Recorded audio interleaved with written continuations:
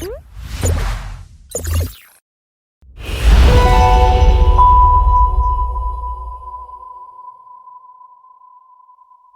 everyone, I welcome you all to our tech podcast series. And today we are yet again back with our amazing tech podcast.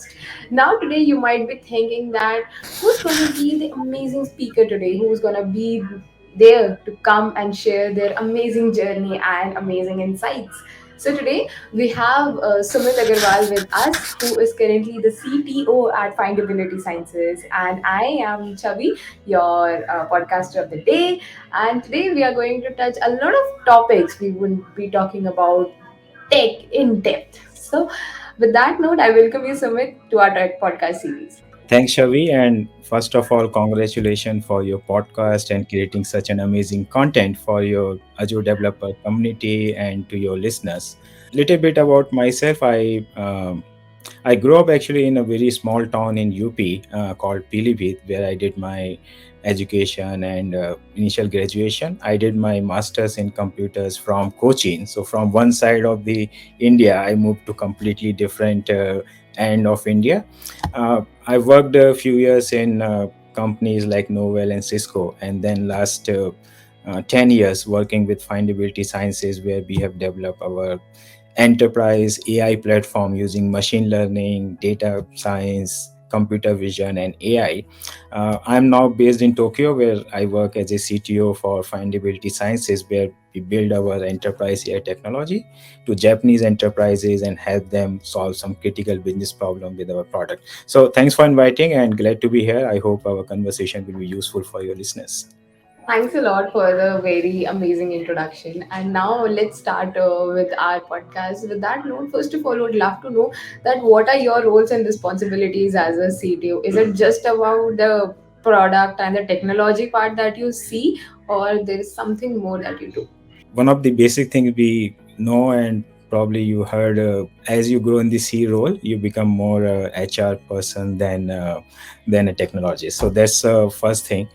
Fortunate to have my team working in two R&D center in India from Mumbai and Aurangabad, where we develop our product. I, as a role in CTO, has the responsibility not only to grow our enterprise AI product, which is a findability platform, and as I said, combination of three technologies. We need to grow that product. We build a very industry agnostic solution where any industry, whether it's a manufacturing or retail or education or real estate, can utilize it. At the same time, I work with the companies across the globe, but more focused on Japan, where we understand each customers, what's their business problem, pain point, create a AI solution with the actionable insight and which can provide them a ROI in every phase of the solution. So it comes from both bringing the value to our people, our company, and our customer. That's actually amazing to hear. And also, moving with that, one thing that we would love to talk about in this podcast is technology. So, you have expertise in so many technologies like artificial intelligence, machine learning, and so many. So, with that note, tell us something that you have learned in over these past years about technology, and according to you, what would be the future of these? I actually started my career working on network management, security softwares, where we work on various Cisco devices to understand the logs from each machine and create or find a security incident or the possible hack that may happen in the network. But later, during that phase, and this is a very interesting part. So we are working on analyzing the logs, which is like a plain text written by each devices, which packet is passing through the network, but each device may not capture the exact security problem. But when you accumulate the logs across the devices in network, you may find a problem. So this was understanding from the logs. And as I said, you think as a log, it's like a plain text, right? So that was the initial days where we started, and what we know today as a natural language processing. That's the time we started, and I learned on the idea how we can learn from these text in a more natural language way rather than trying to pass as a keyword. So over the years, then learn the natural language processing, machine learning, and these technologies. And I see in the future we work with the many traditional organization who work on who has created a lot of data with the organizations over all the years, but probably struggling how to utilize the data in the current business environment, in the competitive advantage they can have with their competitors. What I see and I work with the customers is how they can utilize these data to transform their business and become more data first organization. So as a traditional enterprise, it may be a real estate company or it could be a manufacturing company. How a manufacturing company created a 10, 20, 30 years of data in their organization now become more data centric organization to create manufacturing. For example, use that data to now do the demand forecasting and accurately predict that how many units they need to produce and where they need to ship to exactly. So to give you one example, we work with Daikin in US. I'm sure you heard the name. Daikin is a very very large Japanese enterprise, and we work with their HVAC manufacturing unit, which is for air conditioning and heating systems. We predict for their 4,000 plus SKUs. So SKU means each product.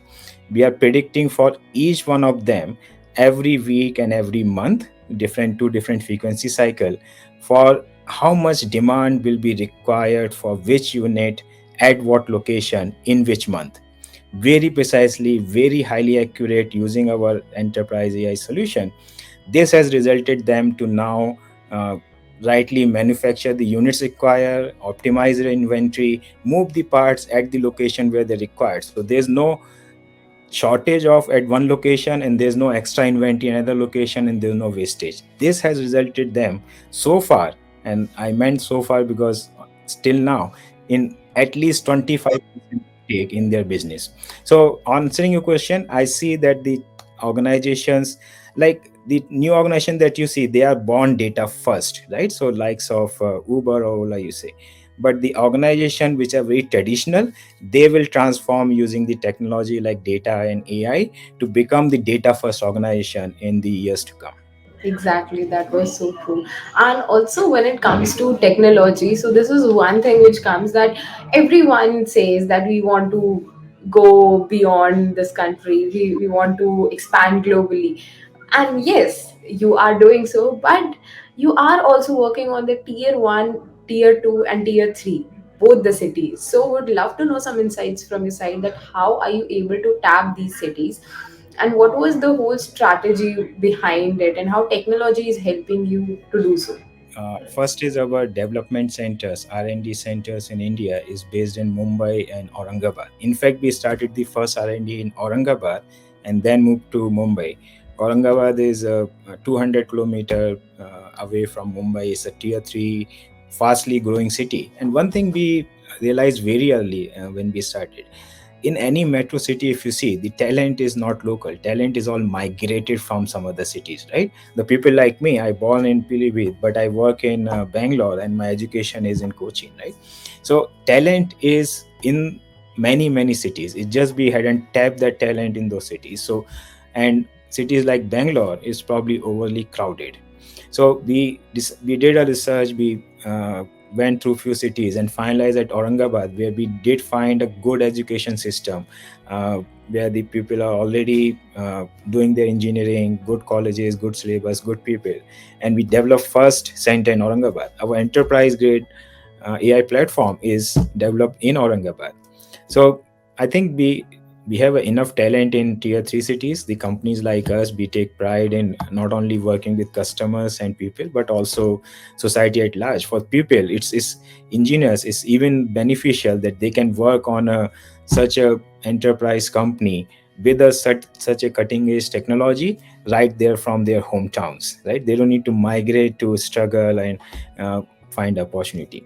The second part what you ask is companies want to grow to the other countries and how technology can help.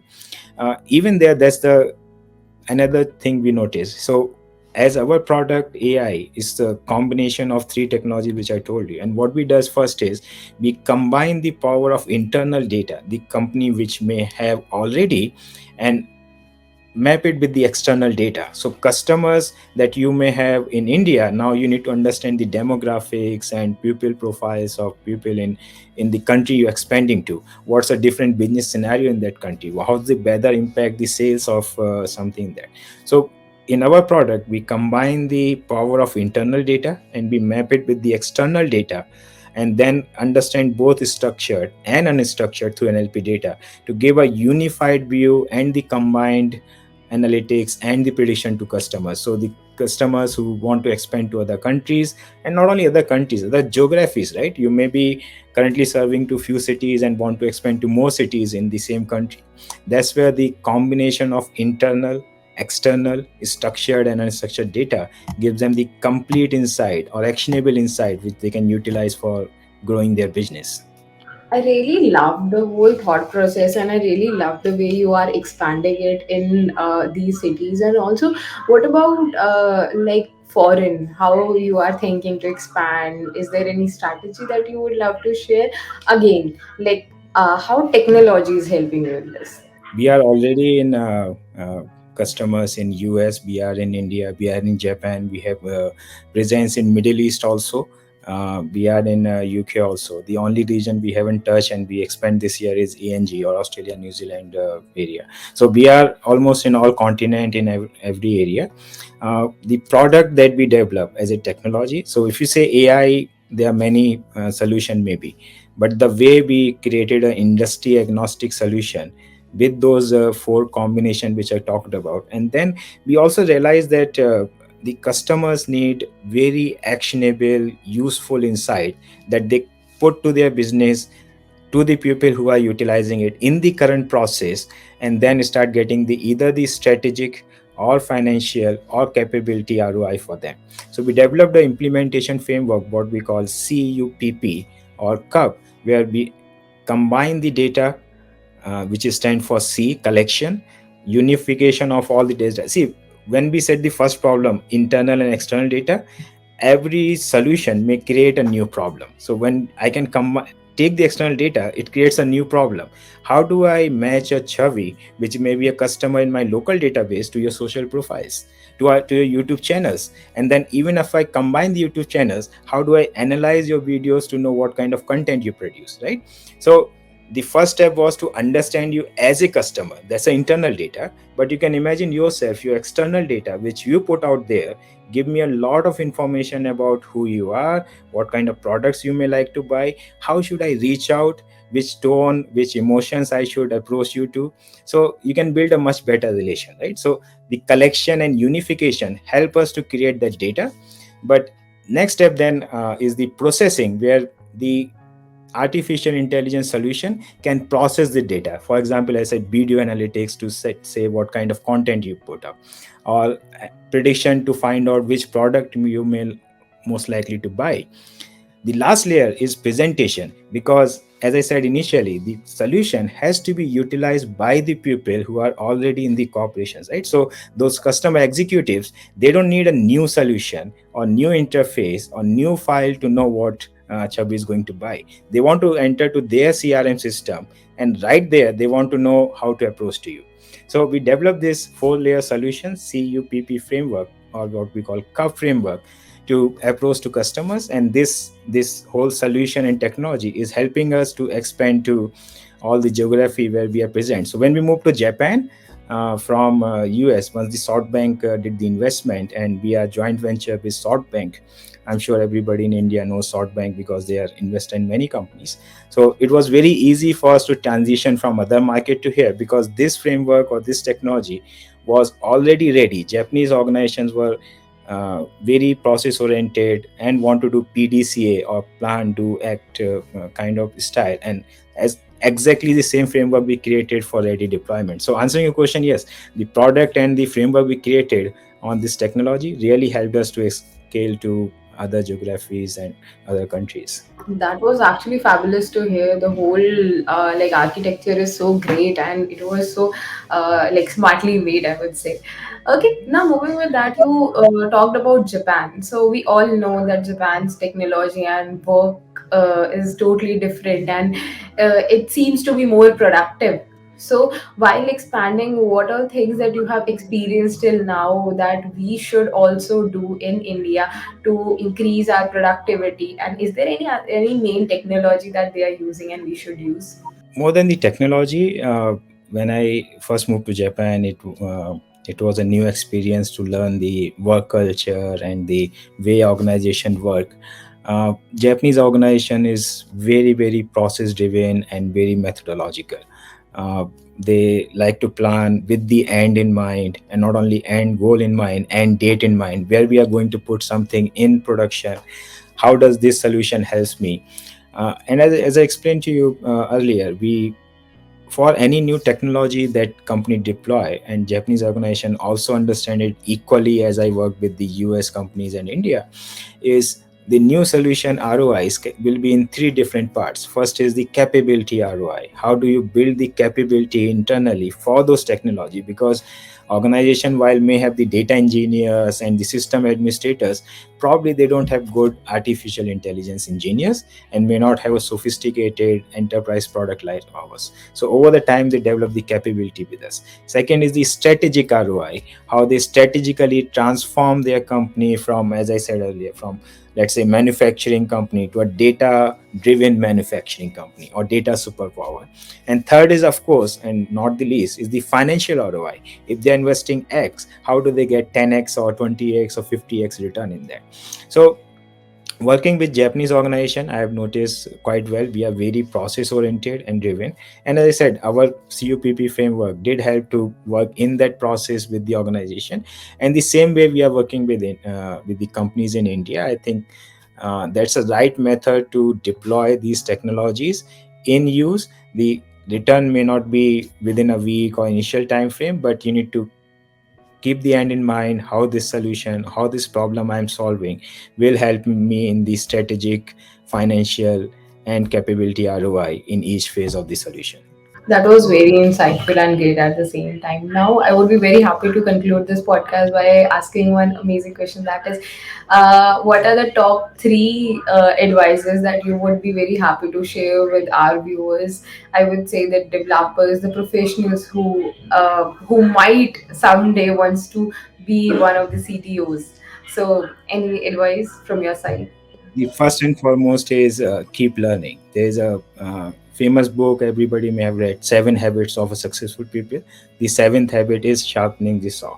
So keep learning. Data science is a skill we develop, the talent versus skill, right? So you must develop some skill every year, whether it's a data science which excites you, or web3 or metaverse, doesn't matter. It may be marketing, it may be a podcaster, but something that you add in your resume, in your knowledge, in your skill every year. The second is keep focus, is that don't change the path. It takes time to build a skill. Okay, so data science, you may be ready up and go in between 6 to a year. And I have many employees in the company who had no experience in the data science before, and they learned it, they joined as a fresher and doing wonderfully well in building these models. But the second thing is skill, and expert skill takes time, so spend the time in that. And the third is, I always say, if something takes a year to learn, that year is from the start. So don't delay your start. If you want something, the right time to do is today. But given the time, focus, and effort, anybody can learn anything. That was so great and loved hearing you. And the advisors were indeed amazing. With that note, thank you so much, Sumit, for joining in for this podcast. It was really great having you. I have also attached Sumit's socials in the description below. You can have a check into it and do connect with him. He's a very amazing CTO indeed. Thank you, and pleasure is mine. Thank you so much, Sumit. And sure, we would be coming up with such amazing podcasts super soon. Till then, stay tuned. Bye bye.